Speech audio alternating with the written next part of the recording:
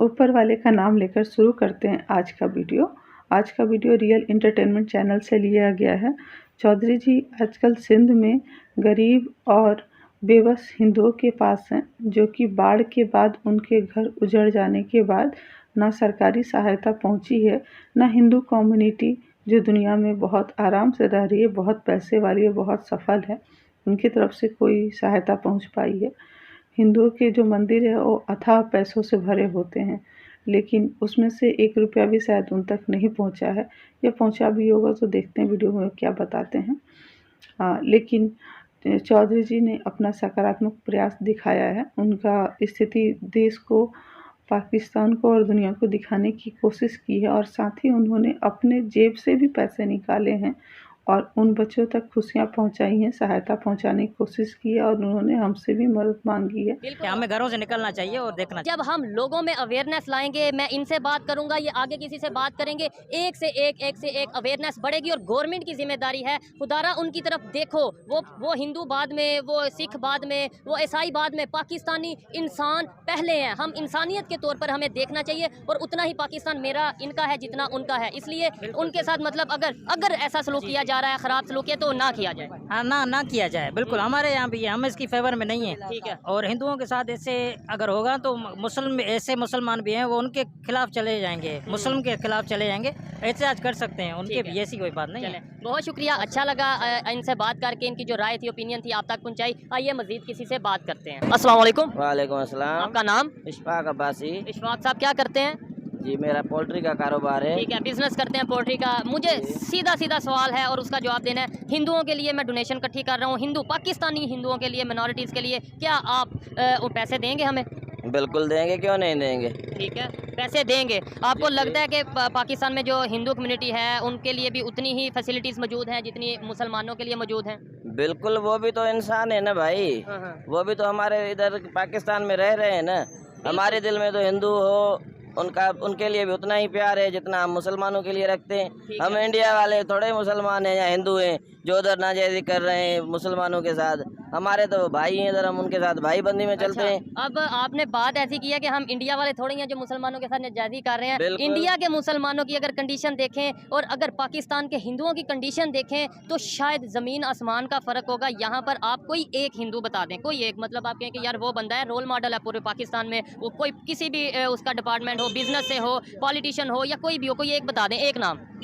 ऐसा तो कोई भी बंदा हमारे जहन में नहीं है। तो फिर मैं इंडिया से बताता हूँ। इंडिया से बिजनेसमैन बड़े बड़े हैं। अगर हम बड़े बड़े स्टार्स की बात करें, शाहरुख खान हैं, इसके अलावा इवन उनके जो प्रेसिडेंट रह चुके हैं वो मुसलमान रह चुके हैं। फिर हम ये कहते हैं कि इंडिया में मुसलमानों पर जुल्म, और यहाँ पर यार वहाँ करते हैं, हम तो देखते हैं फेसबुक पे या चैनलों पे जो दिखाते हैं हमें। ये 7 घोटकी का एरिया है, 7 गंबट का एरिया। आपने यहाँ पर जाके हिंदुओं की कंडीशन नहीं देखी?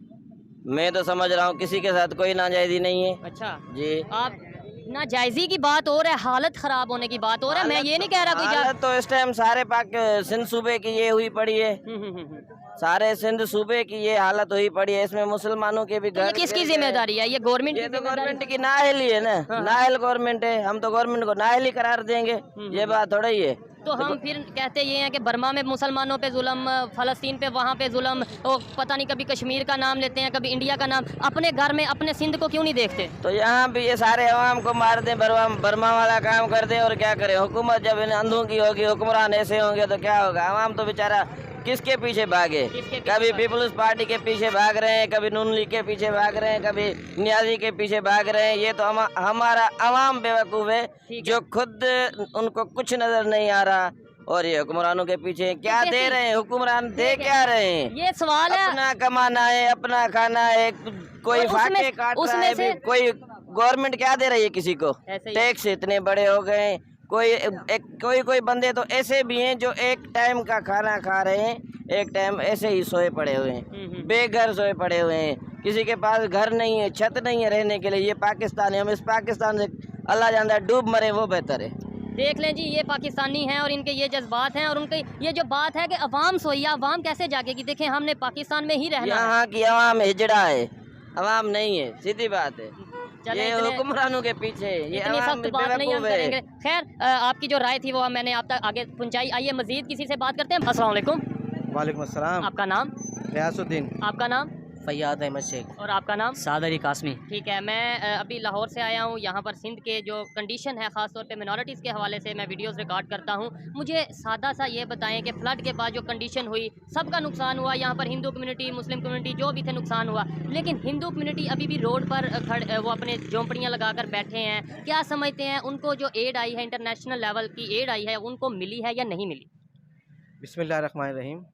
बात दरअसल ये है कि जो भी फ्लड आया या बारिशों का मामला हुआ, उसमें यकीनन बहुत ज़्यादा नुकसान हुआ है और ये सब को मालूम है। यहाँ पर सिर्फ अक़लियतों का नुकसान नहीं हुआ। बिल्कुल, ये तो डेफिनेटली बात है, हर एक को नुकसान हुआ है। लेकिन बाकी देखा जाए तो मुस्लिम कम्युनिटी की बात की जाए, कहीं ना कहीं घर बन चुके हैं। और अगर रोड पे जो रोड के किनारे बैठे हैं, वो ज़्यादा हिंदू क्यों बैठे हैं, ये सवाल है। हाँ, इसमें तो हुकूमत को भी चाहिए और समाजी तंजीमों ने भी काफ़ी हद तक काम किया है। अब किसी का नाम लेना ना लेना, फिर किसी का नाम रह जाएगा तो मामला होगा। लेकिन जो हकीकत ये है कि हुकूमत ने जितनी जो उनकी ताकत थी उन्होंने काम किया है। लेकिन मैं ये समझता हूँ कि जो फलाही पाकिस्तान में तंजीमें हैं या इंटरनेशनल तंजीमें हैं, उन्होंने भी इसमें किरदार अदा किया है। लेकिन जो काम थोड़ा बहुत रह गया है, उस पर भी हुकूमत को तवज्जो देनी चाहिए। ठीक हो गया। आपको लगता है कि जो उनकी यहाँ पर कंडीशन है वो बिल्कुल ठीक है? उन्हें जो मतलब यह है कि हुकूमत की तरफ से उनके जो राइट्स हैं वो मिल। चौधरी जी, आपके सकारात्मक प्रयास के लिए आपको नमन। लेकिन कुछ बातें और साफ साफ बोलनी बहुत ज़रूरी है कि पाकिस्तान के हिंदुओं का तो आपके देश पे बहुत ज़्यादा हक बनता है। 1947 के बाद आपने उनके हक को समेट दिया है कि वो ये नहीं कर सकते, प्रधानमंत्री नहीं बन सकते, राष्ट्रपति समथिंग समथिंग नहीं बन सकते। लेकिन उससे पहले तक वो पूरी मिट्टी उनकी थी। कुछ आइडियोलॉजी चेंज हो जाने के चलते वो उस मिट्टी पर रुक गए हैं और अनाथ हो गए हैं। लेकिन वो पूरी मिट्टी उससे पहले उन्हीं की थी। बल्कि ये सबसे बहादुर हिंदू कौम है, शायद इजराइल वालों से भी ज़्यादा। वो तो बम पटाखों के साथ रहते हैं अपने आसपास के दुश्मनों के साथ। लेकिन ये आपके साथ जो रह रहे हैं एकदम निरी हैं, इनके हाथ में कुछ भी नहीं है। बस अपने स्वाभिमान के साथ ही जैसे चाह रहे हैं, जैसे कोशिश कर सकते हैं रह रहे हैं। लेकिन इनसे ज़्यादा बहादुर कोई अपने धर्म का रक्षक नहीं हो सकता। हमें बहुत दुख है कि हम इनके लिए कुछ नहीं कर पाते हैं और आपका प्रयास में हमारा प्रयास भी संलग्न है, यानी हम आपके साथ हैं। तो आपको कोटि कोटि प्रणाम। ये दुनिया के सबसे रईस मंदिरों के मालिक हैं, आपको मालूम है, और उस तक इनका 1 रुपया नहीं पहुंचता। तो ये हमारी लोगों की जो गलतियां हैं और जो मिसमैनेजमेंट है, उसके चलते इनकी तबाही है। हिंदू कम्युनिटी पैसे के लिए कहीं भी ऐसे तरस रही है तो उसके लिए हिंदू कम्युनिटी के धर्म गुरु जिम्मेदार है, जिन्होंने मिसमैनेज किया है। इनके जैसे सकारात्मक लोग सब जगह होते हैं, जो कि आपके साथ, आप भी तो वहाँ पर हिंदुओं के साथ खड़े हो गए हैं, तो वो हमेशा दुखी लोगों के साथ खड़े हो जाते हैं। लेकिन प्रॉब्लम ये होती है जब ये अपने कम्युनिटी के दबाव में आते हैं और अपने आम ज़िंदगी में आ जाते हैं, तो वैसे दुख को ये बड़ा नहीं समझते। लेकिन जब इनकी कम्युनिटी पे कुछ होता है तो ये लोग सब मिलकर रोड पर आ जाते हैं। यहाँ से प्रॉब्लम है कि हिंदुओं के लिए वहाँ कोई संगठन नहीं है। आप उनकी बहन बेटी को उठा लेते हो और उनका धर्म परिवर्तन करवा देते हो, तो इसके लिए आप सोचते हो कि आपको जन्नत मिलेगा। लेकिन जो लड़की यहाँ पे इस तरह जिसकी आत्मा जल रही है, उसकी आत्मा आपको कैसे जन्नत में जाने देगी? वो आपको चीख चीख करके जन्नत से खींच के लाएगी और आपको भी वैसे जलाएगी जैसे कि वो जल रही है आज। ऐसे लोग जो कि जिस मज़हब में है उसी मज़हब का देश है, फिर भी दुखी हैं, इसका मतलब है कि वहाँ पे कुछ ऐसी व्यवस्था है जो ऐसे मज़हब के लोगों और ऐसे ईमानदार और देश के वफ़ादार लोगों के लिए भी परेशानी का कारण है। तो जब ये खुद परेशान हैं और अपने लोगों को कोस रहे हैं, तो फिर वैसे में ये दूसरी कम्युनिटी के लिए क्या काम कर सकेंगे? ऐसे लोगों की परेशानियों में भी हम कुछ नहीं कर सकते। बस ऊपर वाले से प्रार्थना करते हैं कि इन्हें हिम्मत मिले और ये सही रास्ते पे रहें, कोई गलत रास्ते पे ना जाएं और अपने परिवार की देखभाल कर सकें। आपने कहा प्यार और मोहब्बत से रहने की बात, तो प्यार और मोहब्बत से जब आप एक मज़हब या धर्म में होंगे तभी रह पाएंगे। क्योंकि जब आप जानते हैं कि बहुत सारी चीज़ें हमारे धर्म और मज़हब की आपके साथ टकराती है, तो हम एक साथ नहीं रह सकते। बल्कि ज़रूरत ये है कि हिंदू भी जाने कि मुसलमान आपसे क्यों नफ़रत करते हैं और कितनी नफ़रत करते हैं, फिर दोनों समझदारी से एक समाज में रहें, तब जाके रह सकते हैं। हिंदू कुछ भी नहीं जानता आपके बारे में और आपके मज़हब के लोग हमसे क्यों नफ़रत करते हैं और क्यों हमारे पीछे यूँ पड़े हुए, हमारा कन्वर्जन कराने पर, हमारी बेटियां उठाने पर, हमारा गला काटने पर। जब वो जान जाएंगे तो फिर आपसे सावधान रहेंगे और फिर दोनों सामंजस्य से रह पाएंगे। कोई धर्म तलवार दिखा कर के आगे बढ़ा तो कोई धर्म धर्म के पीछे तलवार रख कर के, लेकिन हिंदू धर्म में बोला गया कि अधर्म के लिए आप हमेशा तलवार उठाने के लिए तैयार रहो, क्योंकि अधर्मी अगर तलवार उठा लेगा तो धर्म का गला काट देगा और फिर धीरे धीरे चारों तरफ अधर्म फैल जाएगा।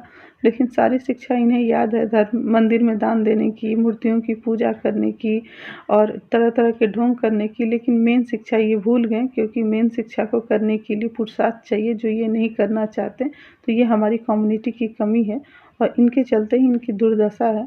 आपके प्रयास शायद हम हिंदुओं से भी ज़्यादा अच्छा है। हम आपके प्रयास के लिए आपको फिर से कोटि कोटि नमन। जय हिंद।